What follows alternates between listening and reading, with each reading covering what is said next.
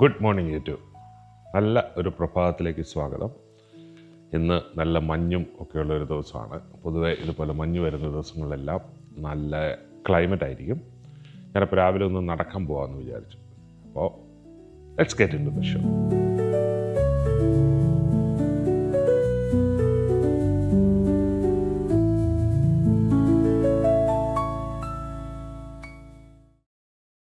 നല്ല കോടമഞ്ഞ് ഇറങ്ങിയിട്ടുണ്ട്. രാവിലെ ഒന്നും കാണത്തില്ല.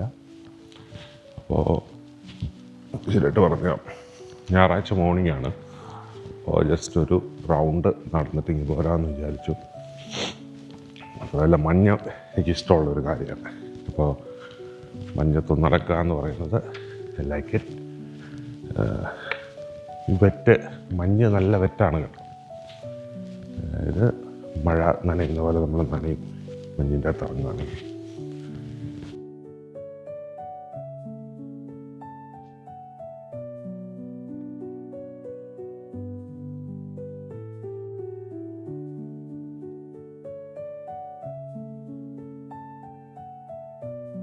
നിങ്ങളിപ്പോൾ ഈ കാണുന്നത് ഡിസ്പ്ലേ ഹൗസുകളാണ്.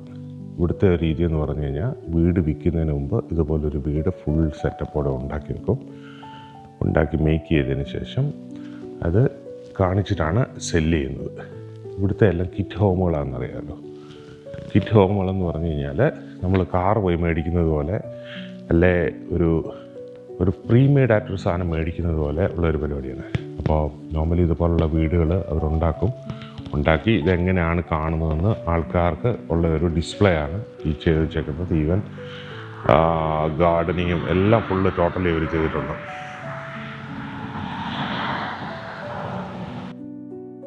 ഈ കാണുന്ന എല്ലാം ഡിസ്പ്ലേ ഹോമുകളാണ്. അതായത് വീടുകളുടെ അകത്തുള്ള ഫർണിച്ചറും ബെഡും കട്ടിലും സകല സാധനവും ഇതിൻ്റെ കൂടെ ഉണ്ടാകുമെന്നുള്ളതാണ്. അപ്പോൾ വീട്ടിലേക്ക് കയറി വരുന്നത് ഇങ്ങനെ ഒരു സെറ്റപ്പിലായിരിക്കും. ഈവൻ കോഫി മെഷീൻ വരെ എനിക്ക് ഇവിടെ ഇരുന്ന് കാണാൻ പറ്റും. ഇത് ലിബോണിക്സ് ഹോംസ് എന്ന് പറയുന്ന ആൾക്കാരുടെയാണ്. ഇത് അപ്പുറത്തേത് അതിൻ്റെ ഡിസ്പ്ലേ ഇങ്ങനെ ആയിരിക്കും വരുന്നത്, അതിൻ്റെ ഷേപ്പ് ഇങ്ങനെ ആയിരിക്കും വരിക്കുന്നതെന്ന് കാണിക്കാൻ വേണ്ടി ബ്ലാക്കിലും ചെയ്തിട്ടുണ്ട്, അതിൽ വൈറ്റിലും ചെയ്തിട്ടുണ്ട്. ഇതൊരു പുതിയ എസ്റ്റേറ്റാണ്. അപ്പോൾ ഇതുപോലുള്ള ഡിസ്പ്ലേ ഹോമുകൾ എനിക്ക് തോന്നുന്നൊരു 6-7 ഇവിടെ ഇതിനകത്ത് തന്നെ ഉണ്ട്. വൺസ് ഇതിൻ്റെ എല്ലാ സെയില് പൂർത്തിയാക്കി കഴിയുമ്പോൾ ഇവർ ഡിസ്പ്ലേ ഹോമുകൾ ഇവർ സെല്ല് ചെയ്യും. അങ്ങനെയാണ് ഡിസ്പ്ലേ ഹോമുകൾ. ആക്ച്വലി നമ്മൾ മേടിക്കാൻ കൊള്ളുന്ന ഒരെണ്ണമാണെന്ന് പറയത്തില്ല. കാരണം കാഴ്ചയ്ക്ക് നല്ല ഭംഗിയിലാണ് അവരുണ്ടാക്കിയിരിക്കുന്നത്, കാര്യം ശരി തന്നെ. പക്ഷേ ഇത് ആദ്യമായിട്ട് സ്പീഡിൽ ഉണ്ടാക്കിയിരിക്കുന്നതുകൊണ്ട് അതിനൊരു വലിയ റിലയബിലിറ്റി കാണുകയില്ല എന്ന് പറയാറുണ്ട്. പൊതുവേ ഇതിനകത്തൊരു ചെറിയ ഓഫീസ് കാണും. ഇത് വേറൊരു വീടാണ്.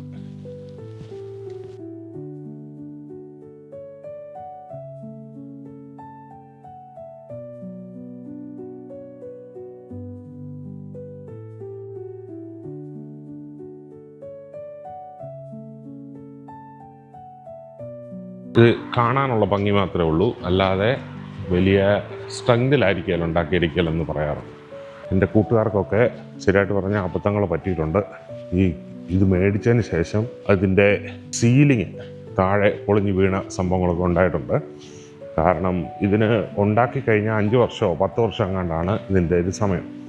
പക്ഷേ ഇതിൻ്റെ പ്രശ്നം എന്ന് പറയുന്നത് ഈ 5 വർഷത്തിനുള്ളിൽ ആൾക്കാരൊക്കെ കാണിക്കുകയും പുതിയ വീട് വിൽക്കാനുള്ളത് കൊണ്ട് 5 വർഷത്തോളം ഇത് തൊടാതെ കിടക്കുകയായിരിക്കും. 5 വർഷത്തിന് ശേഷം അല്ലേ ആയിരിക്കും എല്ലാവർക്കും ഇത് വിൽക്കാൻ പോകുന്നു. ആ സമയത്ത് സംഭവിക്കുന്ന ഒരു പ്രശ്നം എന്ന് പറഞ്ഞു കഴിഞ്ഞാൽ അതിൻ്റെ വാറണ്ടി കഴിയും. വാറണ്ടി കഴിഞ്ഞ് കഴിയുമ്പോഴത്തേന് നമ്മൾ ചെന്ന് എന്തെങ്കിലും കംപ്ലയിൻറ്റ് ഉണ്ടായി കഴിഞ്ഞാൽ വാറണ്ടി കഴിഞ്ഞു നീ ആളോട് ചോദിച്ചു കഴിഞ്ഞാൽ അവർ പറയും we can't do anything because it's almost after 5 years ആയെന്ന് പറയും. കുറേ ഡിസ്പ്ലേ ഹോമുണ്ട് കേട്ടോ. കാണാൻ നല്ല ഭംഗിയാണ്.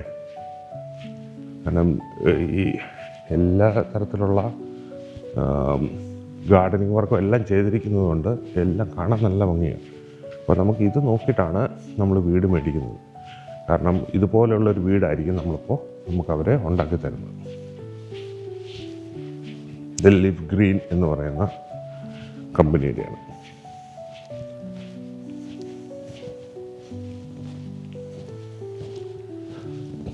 ഒട്ടും റെക്കമെൻഡബിൾ അല്ല ഡിസ്പ്ലേ ഹോമുകൾ മേടിക്കാൻ. കാരണം ഇവർ വിൽക്കുമ്പോഴത്തേന് അത് അത്ര, ഞാൻ പറഞ്ഞതുപോലെ അത്ര റിലയബിൾ അല്ല. നമുക്ക് വിശ്വസിച്ച് മേടിക്കാൻ പാടില്ല.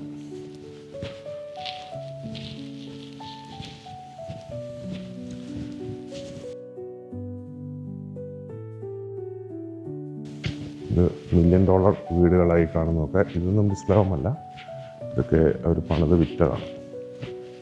$1 million വീടുകളാണ്. ഐ തിങ്ക് 1.3 million മറ്റോ ആയിരുന്നു അതിൻ്റെ വില എന്നുണ്ടായിരുന്നു. രാവിലെ ആൾക്കാരൊക്കെ കറങ്ങാൻ പോകുന്ന സമയം, അതായത് സൺഡേ ആണെന്ന് പറഞ്ഞില്ല. അപ്പോൾ ചെറിയ ഒരു ബൈക്കൊക്കെ എടുത്ത് വണ്ടിയെ വെച്ച് ചുമ്മാ കാട്ടിനകത്ത് പോയി ഡ്രൈവ് ചെയ്യാനായിട്ട് പോവാണ്.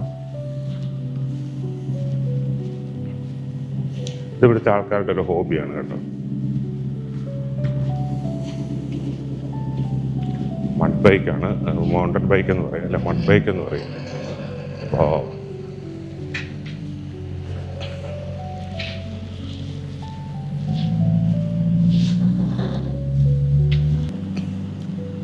മൗണ്ടൻ ബൈക്ക് അല്ലെ മഡ് ബൈക്ക് എന്ന് പറയും. ചുമ്മാ ഒരു രസം, വണ്ടി ഓടിച്ച് കളിക്കുക എന്നുള്ളൊരു രസമാണ് ഇതിനകത്ത് കിട്ടുന്നത്.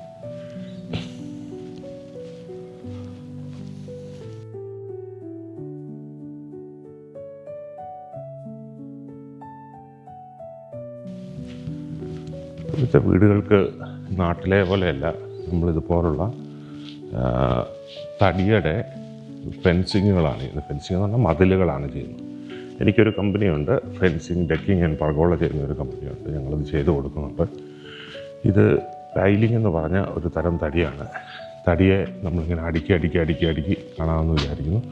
ചെറിയ ചെറിയ പലകകൾ അടുക്കി വെക്കുന്ന ഒരു പരിപാടിയാണിത്. ഇത് പ്രോപ്പറായിട്ടൊന്നും അല്ല ചെയ്തേക്കുന്നത്, കാരണം അതിൻ്റെ അടിവശമൊക്കെ ഉണ്ടല്ലേ. ഇങ്ങനെയൊന്നും വിട്ട് നിൽക്കാൻ പാടില്ല. ഇങ്ങനെ എല്ലാം നിൽക്കുമ്പോഴത്തേനും ഒറ്റ ഇതായിട്ട് നിൽക്കണം. എന്നിട്ട് ഈ തടിയുടെ ബലത്തിനാണ് ഇത്. ശരിക്കും ബലമൊന്നുമില്ല, ഒരു പിടിയൊക്കെ പിടിച്ചാൽ താഴെ പോകാനുള്ളതല്ല. പക്ഷേ തടിക്ക് നല്ല ബലമുള്ളതുകൊണ്ട് ആ തടിയുടെ ബലത്തിലാണ് ഈ സാധനം നിൽക്കുന്നത്.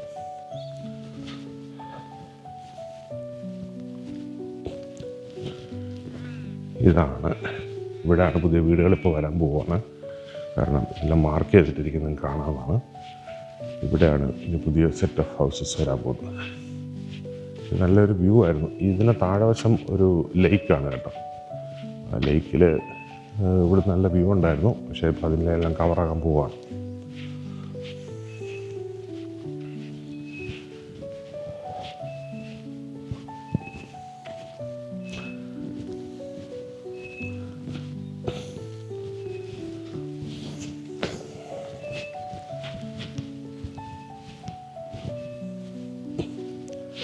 നിങ്ങളൊരു പക്ഷിയെ കാണിച്ചു തരാം. ഇത് കാക്കയുടെയും സീകളുടെയും മിക്സായിട്ടുള്ള പക്ഷിയാണെന്നാണ് പറയുന്നത്. അത്ര ശരിയാണെന്നറിയത്തില്ല. പക്ഷെ ഇതിനെ ഇവിടെ പറയപ്പെടുന്നത് മാഗ്പൈ എന്ന പേരിലാണ്. മാഗ്പൈ ഭയങ്കര ടെറിട്ടോറിയൽ പക്ഷിയാണ്. ചുമ്മാ കയറി കൊത്തും നമ്മളിതിൻ്റെ അടുത്തൊക്കെ ചെന്ന് കഴിഞ്ഞാൽ.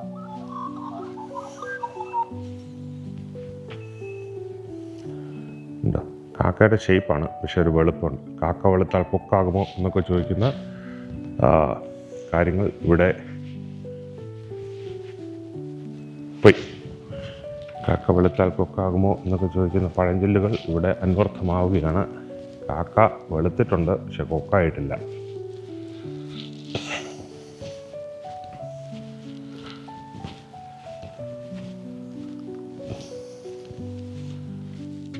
രാവിലെ ഒരു കവാത്ത് നടത്തിയപ്പോൾ തന്നെ എന്തൊരു സന്തോഷം. കവാത്തിൻ്റെ അർത്ഥം എന്താണെന്നറിയാമോ? നമുക്കത് നോക്കിയിട്ട് തിരിച്ചു വരാം. ഓക്കെ, അപ്പോൾ കവാത്ത് എന്ന് പറയുന്ന അർത്ഥം കൊണ്ട് ഉദ്ദേശിക്കുന്നത് എക്സസൈസ് എന്നുള്ളതാണ്. അതായത് കൃത്യമായ ഇൻ്റർവെല്ലുകളിലും പ്രോപ്പറായിട്ടുള്ള സിസ്റ്റമാറ്റിക്കായിട്ടും ചെയ്യുന്ന എക്സസൈസിനാണ് കവാത്ത് എന്ന് പറയുന്നത്. ഇത് മലയാളം വേർഡ് തന്നെയാണ്, വേറെ ഒന്നും റൂട്ടൊന്നുമില്ല, മലയാളം വേർഡ് തന്നെയാണ്. ഇതിനോട് തന്നെ ചേർത്ത് വായിക്കാവുന്ന ഒരു വേർഡുണ്ട്, ഓലക്കാല് ശീലക്കാല് എന്ന് പറയും. അതായത് പണ്ട് കാലത്ത് ഈ ലെഫ്റ്റ് എന്ന് പറഞ്ഞ് പഠിപ്പിക്കാനുള്ള ബുദ്ധിമുട്ട് കൊണ്ട് കേരളത്തിലെ സൈനികർക്ക് കൊടുത്തിരുന്ന ഒരു രീതിയാണ് ഈ ഓലക്കാല ശീലക്കാല പരിപാടി. അതായത് ലെഫ്റ്റ് കാലയിൽ ഓലയുടെ ഒരു പീസ് കെട്ടി വെക്കും, റൈറ്റ് കാലയിൽ ഒരു തുണി പീസ് കെട്ടി വെക്കും. എന്നിട്ട് അതിനെ ലെഫ്റ്റ് എന്ന് പറയിപ്പിക്കുന്നത് ഇങ്ങനെയാണ്, ഓലക്കാല ശീലക്കാൽ. അപ്പം അങ്ങനെയാണ് ഈ ശീല എന്ന് പറഞ്ഞു കഴിഞ്ഞാൽ തുണിയുടെ വേറൊരു പര്യായമാണല്ലോ.